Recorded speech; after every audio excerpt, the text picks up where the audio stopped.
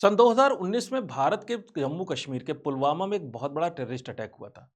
Attack इतना ज़्यादा बड़ा था कि इस अटैक में 40 से ज़्यादा सीआरपीएफ के जवान मारे गए थे। और इस अटैक का बदला लेने के लिए भारत सरकार ने एक प्लान बनाया कि हर हालत में पाकिस्तान के भीतर घुसकर वहाँ के जो टेररिस्ट कैंप्स हैं उनको हमेशा के लिए नष्ट करना है। लेकिन समस्या बहुत बड़ी थी और समस्या ये थी कि कौन जाएगा इस रावण की लंका के अंदर, कौन सीमा पार करेगा, वहाँ पे जाएगा। और हम चाहते थे कि हमारी सेनाएँ जाएँ, वहाँ ऑपरेशन अपना सक्सेसफुली करें, लेकिन हमारा कोई भी जवान हताहत ना हो। तो इसके लिए जो सिलेक्शन करना था, बहुत सोच समझ के सिलेक्शन करना था फोर्सेज़ का। हमारे पास स्पेशल फोर्सेज़ भी थी, अन्य फोर्सेज़ भी थी, लेकिन इस बार सिलेक्शन किया गया भारतीय वायुसेना का, क्योंकि यही एक ऐसा प्लेटफ़ॉर्म रखते थे जो तेज़ी से सीमा के भीतर जाकर वहाँ पर स्थित जो टेररिस्ट के जो कैंप्स हैं उनको नेस्तनाबूद कर सकते थे। लेकिन पाकिस्तान भी बहुत समझदार है। पाकिस्तान ने जो टेररिस्ट के कैंप्स बनाए थे वो सीमा पर नहीं, सीमा से काफ़ी गहराई में बालाकोट में बनाए थे। और बालाकोट में जो कैंप्स बने हुए थे, यहाँ तक पहुँचने के लिए हमें हर हालत में अपने प्लेन्स को लेके पाकिस्तान में बहुत ज़्यादा डेप्थ तक जाना पड़ता, बहुत गहराई में जाना पड़ता। और अगर कोई भी इंडियन प्लेन या प्लेन का जो हमारा ग्रुप वहाँ पे पहुँचता, तो हर हालत में पाकिस्तान की सरफेस टू एयर मिसाइलें या पाकिस्तान एयर फ़ोर्स के संपर्क में ज़रूर आता और नुकसान होना तय था। और यहाँ पर ये जो कैंप्स बने हुए थे, इनके साथ प्रॉब्लम थी कि इनको सिंपल तरह की मिसाइलों से, जो हल्की किस्म की मिसाइलें, इनसे नष्ट भी नहीं किया जा सकता। तो भारत के लिए बहुत बड़ी समस्या थी और इस समस्या का निपटाना करने के लिए एयर फ़ोर्स ने, भारतीय वायुसेना ने स्पेशल तरह के बम का चुनाव किया। मार्क 48 1000 किलोग्राम का बम है और इस बम में इतनी ज़्यादा ताकत है कि 50 फुट गहरा गड्ढा बना देता है जहाँ गिरता है। लेकिन इस बम में एक प्रॉब्लम भी है। प्रॉब्लम ये है कि इस बम को ड्रॉप करने के लिए आपको टारगेट के ऊपर उड़ना पड़ता है। यानी कि ठीक टारगेट के ऊपर अगर प्लेन होगा और वहाँ से ये बम गिराया जाएगा, तो चूँकि ये ग्रेविटी बम है, इसके अंदर कोई पंख वगैरह नहीं लगे हैं जो कि ज़्यादा दूरी तक इसको ग्लाइड कर सके। तो ऐसे बमों को गिराने के लिए टारगेट के ऊपर उड़ान भरनी पड़ती है और यहाँ ये काम हम कर नहीं सकते थे, क्योंकि हमें सीमा के काफ़ी ज़्यादा भीतर जाना था। भीतर जाके तब जाके वहाँ पर बम गिराना था। तो इसके लिए एक या तो हमारे पास मिसाइलें होती, मिसाइलों से हम फायर करते जिससे नुकसान होने की संभावना थोड़ी-सी कम थी। इसलिए भारत सरकार ने सबसे पहले क्या किया कि ये जो बम था, इस बम को अपग्रेड करने की सोची गई कि जल्दी से जल्दी इस बम को अपग्रेड कर दिया जाए। और इस खेल में जो हमारा साथ दिया सबसे ज़्यादा, वो भारत के पुराने दोस्त इज़राइल ने।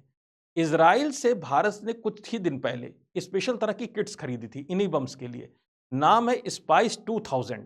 और स्पाइस 2000 जो ये किट होती है, ये बड़ी स्पेशल तरह की किट है। इसमें होता क्या कि कई सारे पंख, आपको विंग्स दिखाई पड़ेंगे और इन विंग्स की सहायता से, जीपीएस के सिग्नल्स और नाविक के सिग्नल की सहायता से ये किट बहुत ज़्यादा लीथल हो जाती है। यानी जो बम जहाँ गिरा हो वहीं गिर जाता है। अब वो बम जो है 60 किलोमीटर दूरी तक ट्रैवल करते हुए जा सकता है, ग्लाइड करते हुए जा सकता है। यानी अब आप टारगेट से 60 किलोमीटर पहले बम को ड्रॉप कर सकते हैं। और ये जो बम्स होते हैं, इनमें कैमरे भी लगे होते हैं। ये जो किट है, इसमें कैमरे लगे होते हैं और कैमरा एक बार टारगेट से लॉक कर गया, तो मौसम कैसा भी हो, ये बम अपने टारगेट को नष्ट ही करेगा। तो इस बार इंडियन एयर फोर्स ने ये वाले जो स्पाइस 2000 की किट जो थी, वो अपने डम बम्स में लगाई और इन बम्स को बना दिया स्मार्ट बम। और उसके बाद जब उड़ान भरी गई, तो फिर धमाका ही धमाका। जैश-ए-मोहम्मद के जितने भी हेडक्वार्टर थे, जितने भी कैंप्स थे बालाकोट में, सारे के सारे डिस्ट्रॉय कर दिए गए। इंडियन एयर फोर्स का एक भी विमान इस हमले में नष्ट नहीं हुआ, किसी भी सैनिक को खरोंच नहीं आई।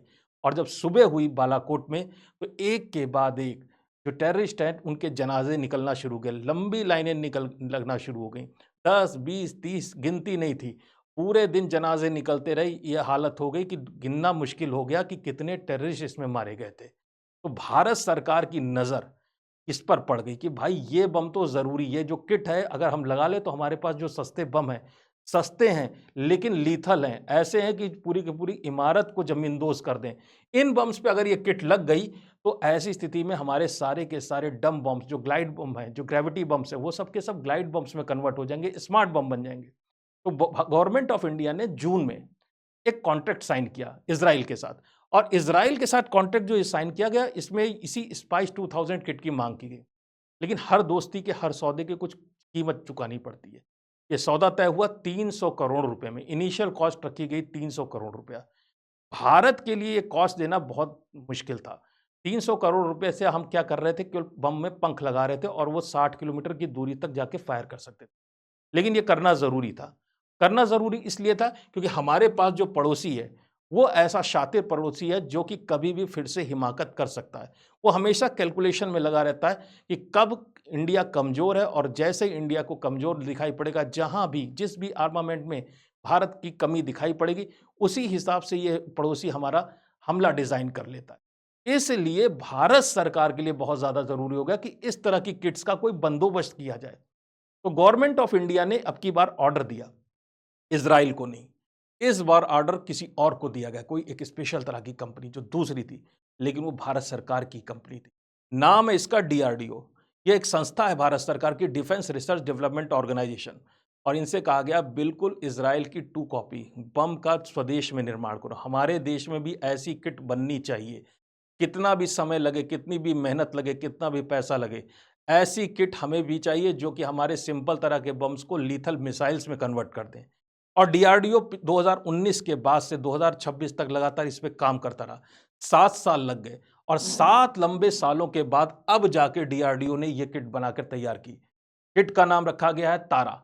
तारा यानी कि टैक्टिकल एडवांस्ड रेंज ऑगमेंटेशन, इसका फुल फॉर्म है तारा का।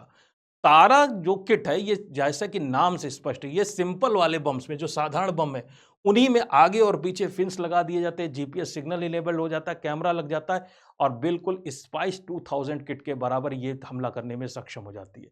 अब ये वाले बम स्पाइस 2000 से भी ज़्यादा लीथल है, क्योंकि जहाँ स्पाइस 2000 के बम जो है केवल 60 किलोमीटर तक हमला कर सकते थे, ये बम नॉर्मली 100 से 120 किलोमीटर तक ग्लाइड करके जा सकते हैं, नंबर 1।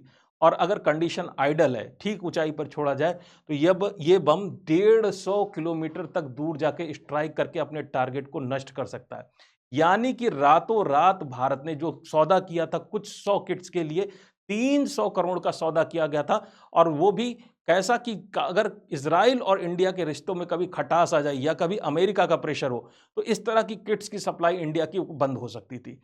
आज की तारीख में भारत ने जब ये किट बना ली है, इस तरह के बम्स की किट बना ली है, तो भारत को किसी भी देश की तरफ अब मुँह देखने की ज़रूरत नहीं, किसी से रिक्वेस्ट करने की ज़रूरत नहीं, मुँह मांगे दामों पे ये किट खरीदने की ज़रूरत नहीं है। और इससे लिथैलिटी बहुत ज़्यादा बढ़ गई है। अब तो 60 नहीं, 100 से 150 किलोमीटर तक मार करने वाले ये बम लगेंगे। और इन बम्बों का प्रयोग, ये बम बहुत ज़्यादा लीथल होते हैं, बस ये जा नहीं सकते थे अभी तक।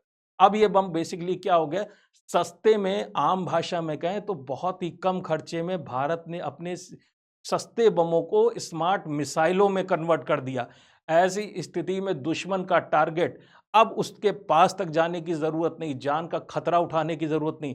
दूर से ही बम रिलीज़ कर दीजिए और टारगेट, चाहे वो छोटी बिल्डिंग हो, चाहे बड़ा-सा बंकर हो, चाहे वो कोई टेररिस्ट का कैंप हो, वो पूरा का पूरा टारगेट जो है सेकंडों में नष्ट हो जाएगा। तो कह सकते हैं कि जो ये किट है तारा, इसने जो हमारे बम को पंख दे दिए हैं, ऐसे पंख जो कि फैलाने के बाद लंबी दूरी तक, जैसे हमारे बाज जैसे पक्षी उड़ सकते हैं, वैसे ही ये बम जो है लंबी दूरी तक जाकर के, ग्लाइड करते हुए जाकर के अपने टारगेट को हमेशा के लिए नष्ट कर सकते हैं, उसको नेस्तनाबूद कर सकते हैं।